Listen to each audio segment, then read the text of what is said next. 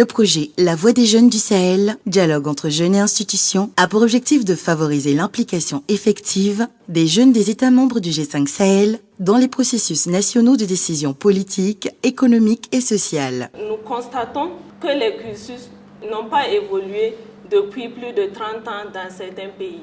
La majorité des formations proposées dans les écoles ne répondent pas aux réalités socio-économiques.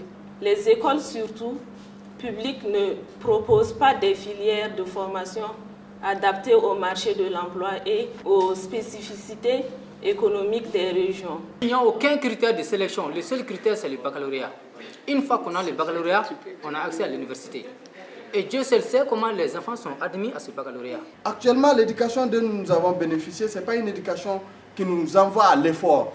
Nous voulons avoir tout au moindre coût et sans effort. Ça, ce n'est pas possible. Depuis que le monde est monde là, pour manger du pain, pour travailler. Le manque de moyens, surtout matériels, qui ne permet pas aux étudiants de bénéficier d'une formation de qualité, surtout pour les filières scientifiques.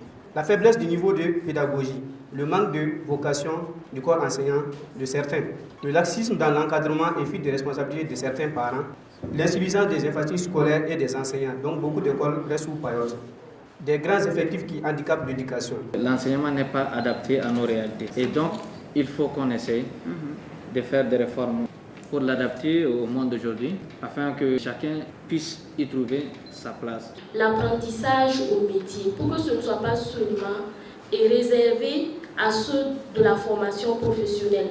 Parce que là aussi, il y a une vision négative et qui fait qu'on a l'impression que c'est ceux qui échouent dans le système classique qui se retrouvent dans les centres de formation professionnelle.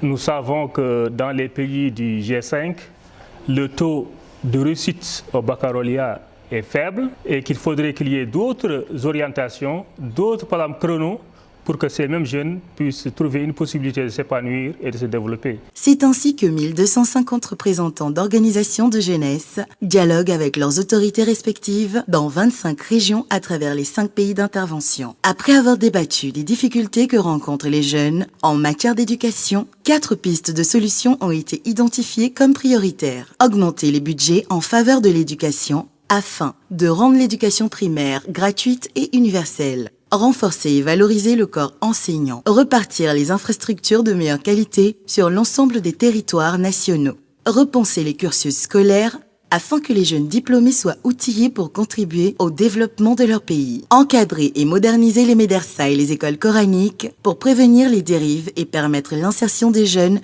qui en sont issus dans le monde du travail. Instaurer des écoles de la seconde chance, notamment pour les filles qui ont été forcées de quitter le système scolaire malgré leur jeune âge.